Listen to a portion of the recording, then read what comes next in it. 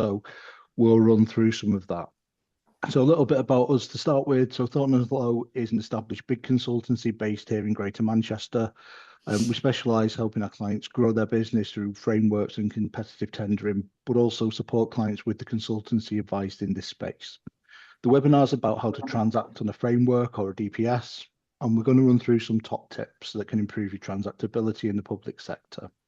As Chris has said, we're going to be holding a your questions answered section towards the end of the slides. And if you've got any questions, pop them in the chat and we'll get to them at that point. If you want to chat with Stacey and myself, you can drop us an email and we can pick up afterwards, but contact details will be towards the end.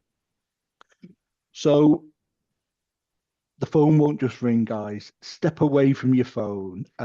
When you're on a framework, getting on the framework or the DPS is the first step. It's vital, but it doesn't guarantee a return on investment. One of the biggest questions or statements that we're given is, well, the phone's not rung since we've been awarded. It won't. You know, people won't just ring you. You've got to be proactive, and that's the type of thing we're going to cover.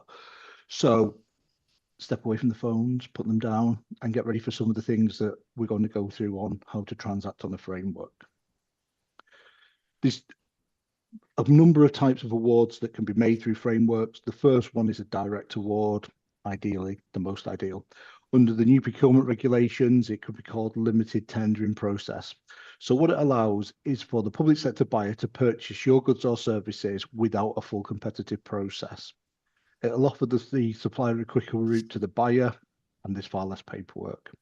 With the changes that came in February this year, as I say, direct awards will be renamed limited tendering procedure. And with the new rules, for anybody that relies a lot on direct awards, you need to kind of understand some of the changes. So a buyer will need to publish a notice explaining their choice of supplier. So anybody that's direct awarded or limited tendered, a contract notice will be published, and that can be appealed. So if a supplier thinks that, you know, they're a better fit and it shouldn't have been direct awarded, it can be appealed. There will be a consideration into social value and environmental impacts, and they'll be using more the standard terms and conditions of contract. So what we've seen on the new Technology Services 4 framework is lots of kind of direct award contracts and standardization. So adapting to the changes, you need to prepare yourself potentially for more mini competitions. As a result of this, you need to look at investing in the relationships with the public sector buyers, knowing who they are and looking ahead, monitoring for those transparency notices and opportunities. So it's not about what's out now, it's about what's coming out in X number of months' time, and look at your social value and environmental credentials. They're going to be kind of key in terms of this direct award element. In terms of mini competitions, so they're going to be there and they'll be invited for anybody on the framework or lot to be able to bid for. Framework managers typically start the process by an expression of interest. So they'll say, you know, we've got this contract coming out, who's interested? And then they will publish the paperwork. Now, you need to approach mini competitions with the same care as a full tender process. Timeframes are generally shorter, but they require certain materials. So it's good to always have your kind of bid library ready or answers ready. They'll issue a brief which will outline the requirements, evaluation criteria, and so on. And you need to read it carefully and how you respond. You need to pay attention, though, to any variations from the standard framework terms, as mini competitions tend to introduce specific programs or requirements. Customization is key. So just submitting the same response to everybody isn't going to get you work. So you need to read the paperwork and tailor the response to that specific challenge. Understand their situation and how your goods and services can resolve that. So I'll hand over to Stacey and she'll cover off the next few slides. Thanks, Graham. So one of the things that we have seen with the new commitments under the new Procurement Act is something called the Central Digital Platform. What this is it is basically what it says on the tin. It is a central platform that any supplier wishing to supply into the public sector will have to register on. Now, what we're seeing at the moment is that you do still have to complete something called your standardised questionnaire, but the central digital platform will in time replace the standardized questionnaire. It's a very simple thing to do. You need to log on and register. You upload all of your information onto that. So it's things like your policies, procedures, insurance details, information about the business, who has significant control, that kind of thing. And then what will happen is you will get a code. You will then have to put that generated and pre-populated code into your bids going forward. So what you might find is if you're already on a framework, they may ask you for the code when competing in the mini competitions. So it's really important that everyone signs up to that and gets a membership. It's completely free to do. And it's hopefully going to make things a little bit simpler going forward.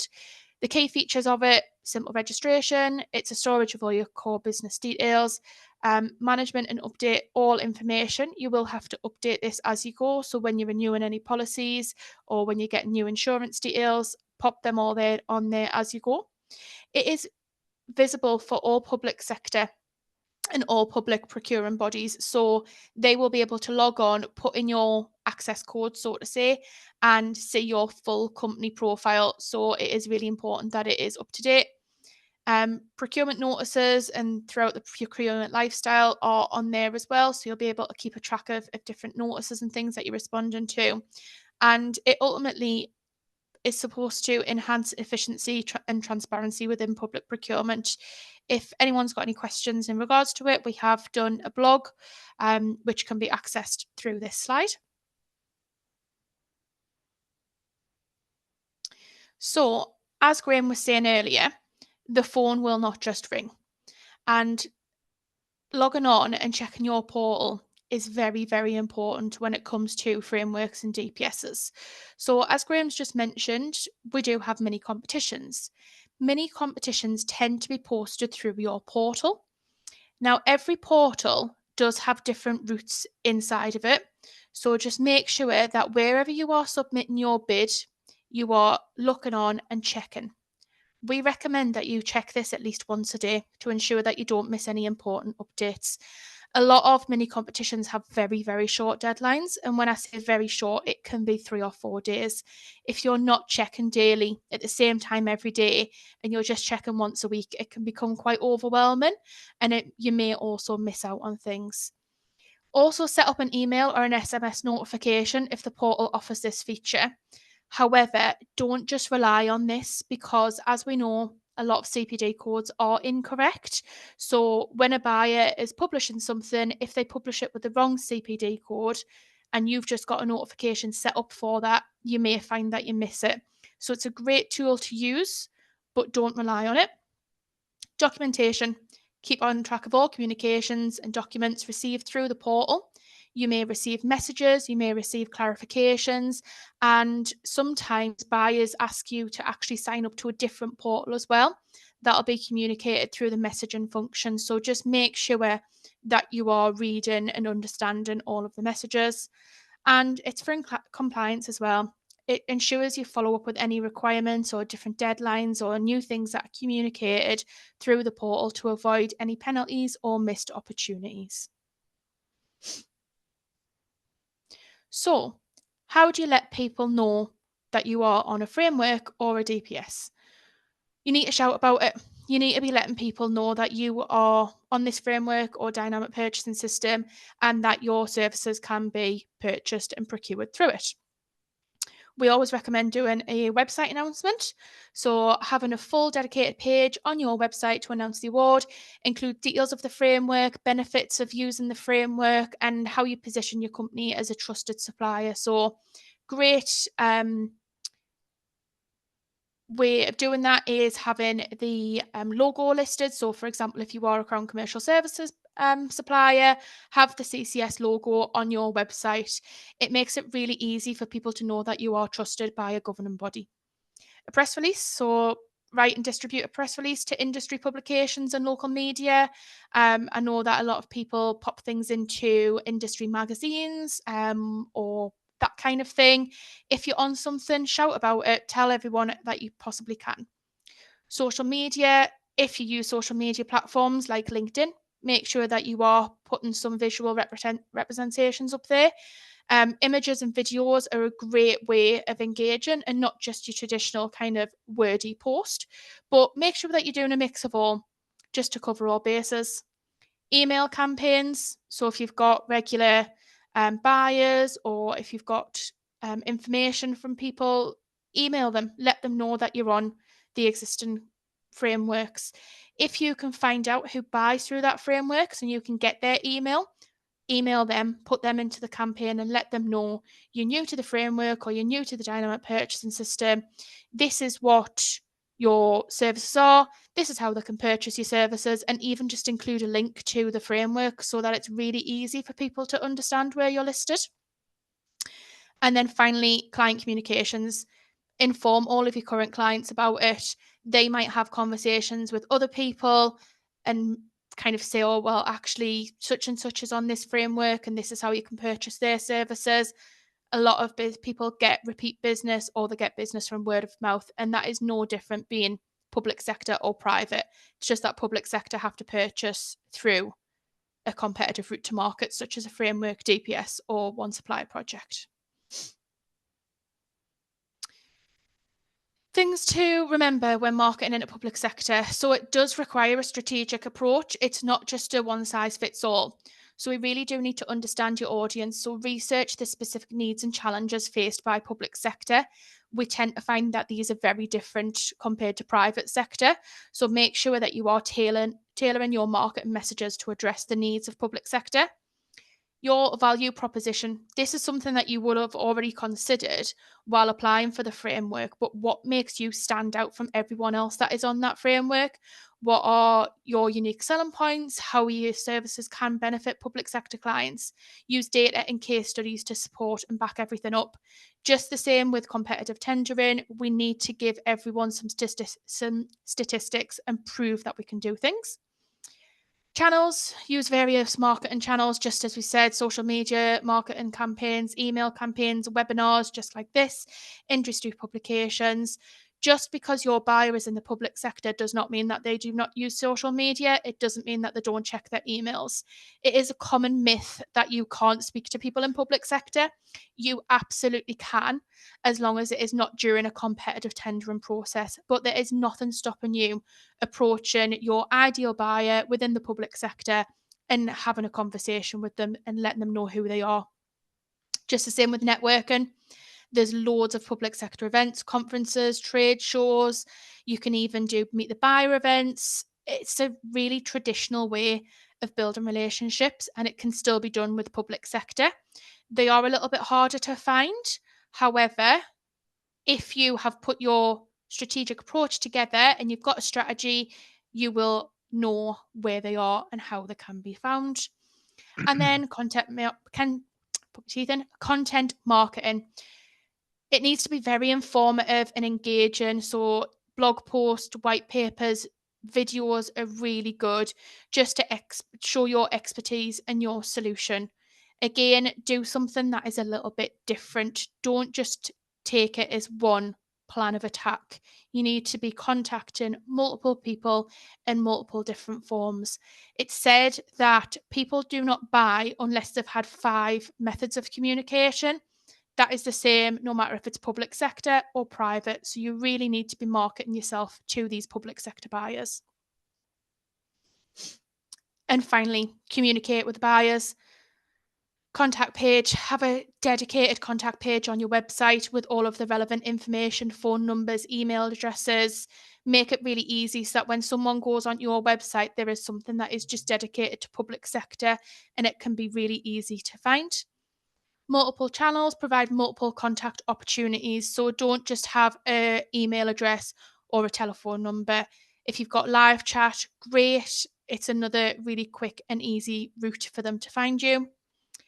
Have a public sector email address. So if you're backing that up again with a public.sector email address, it shows that you are trading quite a lot in the public sector, even if you're not. Even if it's just an email address that gets distributed out to everyone, as long as you are checking that, that is absolutely fine. Again, with that, the response time. If you set some expectations for your response time, make sure that you stick to them. Deal with things promptly. Personalize your communications. Again, make people feel valued, use names and reference specific needs and inquiries. If someone's posted something on LinkedIn about needing something, make sure that you're reaching out to them directly and referencing what they've spoken up. And then just your follow-ups as you would any other way. Make sure that you are following up. Have some sort of CRM system in-house if you can to track that and address needs of the clients and make sure that they have received the information that they need. Back to you, Graham.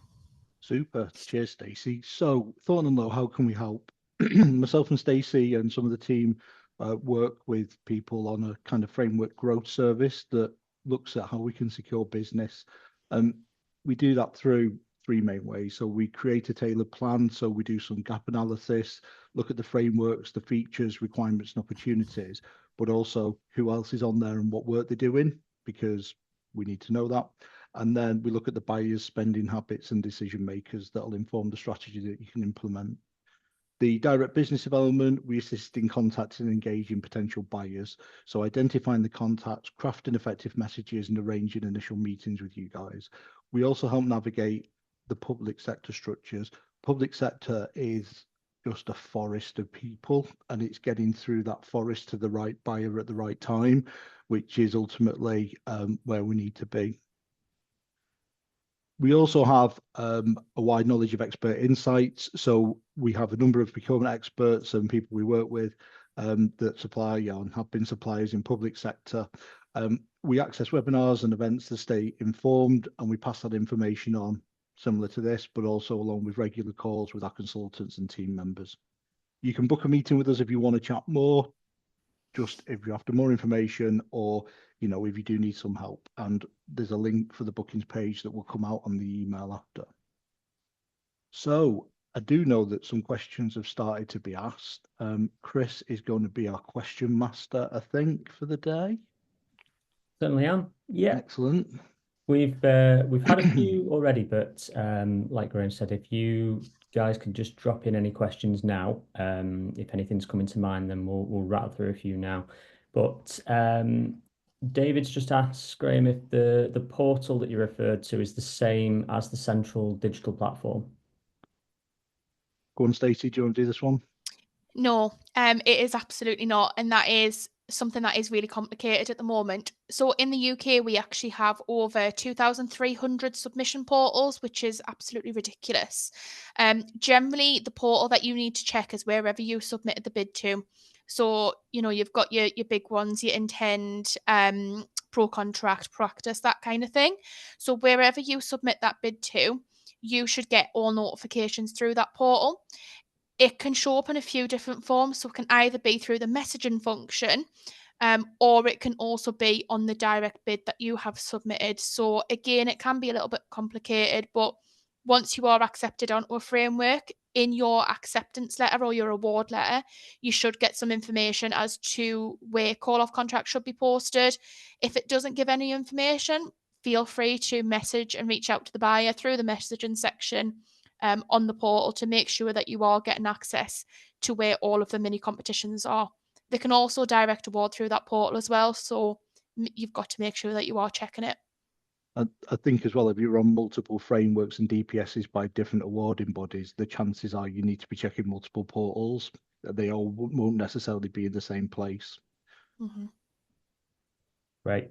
Another question's from Ishak. He's just asking if you've won a tender, what's the best way to announce this publicly without compromising any confidentiality? So after an award, either framework or tender award, there's a standstill period and you can't do anything in that standstill period. So you need to wait until that period's gone. It's generally 12 days, but it can be extended depending on if the buyer has had appeals and administration issues or however that goes. But they'll tell you when it's over. And ultimately, it's about telling what you've won, but you don't necessarily describe the commercial agreement. So, if you've won a tender for landscaping with the housing association, shout about it, speak to the buyer and say, this is what we plan on posting. They'll generally agree with it and go along with it if it's a tender or one supplier contract. and they'll want to shout about it as well. So, just do it, but you don't need to put your commercials and, the ins and outs of it all in. Right. He's also asked, Ishak's also asked about local authorities in London in sort of childcare and that kind of thing, I believe.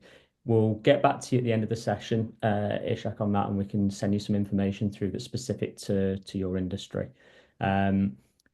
David's asked again, we often see frameworks advertised with make a design of it.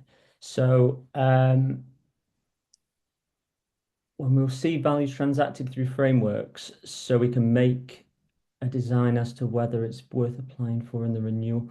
Does it? I think what David's trying to say is, do they put in the value or the thresholds for the tenders?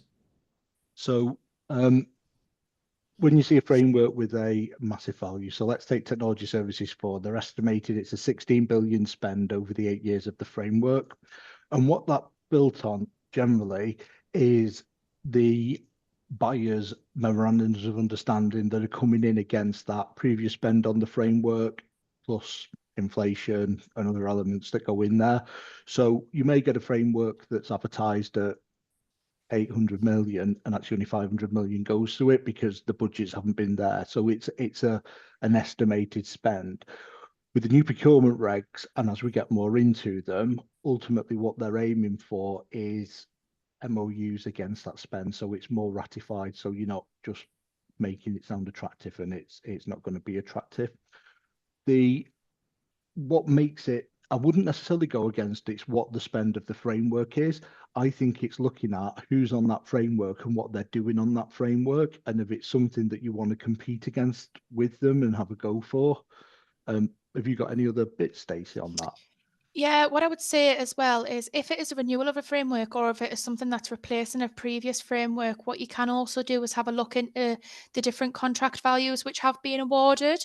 So with the new procurement regs, we have to basically publish everything that's been awarded. So you will start to see the kind of common contract values through it. So if you're looking to find out what the average contract value is, so take Technology Services 4, it's a replacement of Technology Services 3. You can easily do some research, some kind of desk-based research into what contracts have been awarded through Technology Services 3. You can find out who they've been awarded to, and you can see the contract values as well to give you some information.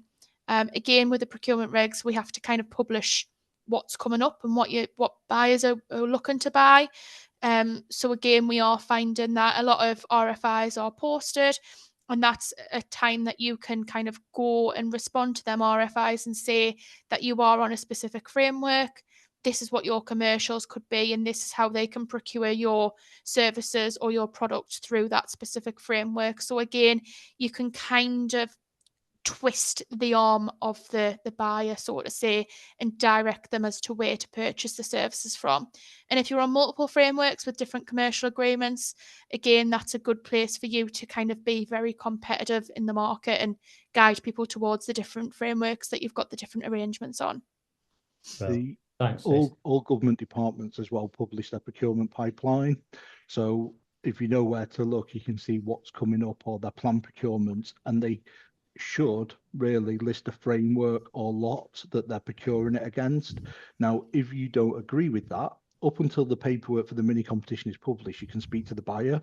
So that's where you make contact with them, build your relationships, and either try and steer it to somewhere that is less competition or somewhere that is a better fit for you. It's kind of the dark art of it, really, and working that through. If you get that bit right, you cracked it. Well, that's really good. And I noticed this one specifically as mentioned in G Cloud. I know we've covered this in a previous webinar. Alex is asking, we've got the recordings of the previous G Cloud webinar on our YouTube channel as well, Alex. So after this, if you'd like to go over to and just search Thornton Lowe on YouTube, you should have it there. But he's asking if there are any variations for G Cloud that we'd highlight. Yes, there is. So G Cloud is great because it's direct award in the main, and a lot of it is the buyer in theory should be searching for you. The secret with G-Cloud is your service definition and how that transacts and how it's searched, not in the front end when you do something, but when the buyer's doing something on their platform and other bits. So one is service definition, and you can speak to us about that. We might even run a webinar on service definitions that might help people when G-Cloud's out. But again, it's about getting out there, like Stacey said, telling people what your services are and that they can buy you on G-Cloud. And if there's an award which is coming up, which is on another framework or non-assigned, and you're delivering that service, contact the buyer and say, you can buy us now cheaper on G-Cloud without going through the competition. And it's another way through. Stacey, anything else? No, I think I would do it exactly the same as you've just said there, but just be conscious of G-Cloud is a very large marketplace and it is very hard to find people sometimes. So as long as you are marketing to the buyer to make them aware that you are on G-Cloud, there's thousands of businesses on G-Cloud, so you need to stand out from the competition. And a lot of the time that is being that first person that sends that marketing email, or you're all over LinkedIn, or you're constantly at networking events that public sector buyers are at. The more that they see your company, the more that you are seen and the more that they'll be able to purchase from you because they think that you're a reliable supplier. Great. A question someone's asked, Noah's asked about, we've just joined the CHIC framework, want to reach out to contracting authorities to encourage them to work with us through direct awards. What are the best ways to go about this? Stacey, do you want to pick up? Yeah. So what I would first of all do is look at who the buyers are through that. So there should be a list somewhere as to who the buyers are, who can purchase through it. Like we've said earlier, I would be sending emails. I would look to see who the procuring body is within the organisation. So sometimes there's kind of larger departments. So if you're on, so for example, if something is being procured by NEPO or something like that, there will be specific people for specific frameworks that are kind of assigned to them. So find out who that specific person is and pick up the phone, speak to them, send an email, see if they are attending any of the public sector Meet the Buyer events. Go along, ask them questions, and get yourself all over LinkedIn. Be in people's LinkedIn inboxes and post about the fact that you are awarded. Make sure that what you're taking to the table and what you're taking to them highlights your unique selling points. So just don't allow yourself to kind of just slot in somewhere. You need to be standing out from the crowd. So whether that be some sort of overview brochure or attachment to show that you can solve the problem, or whether that be a very specific email. Graham, anything else that you would add?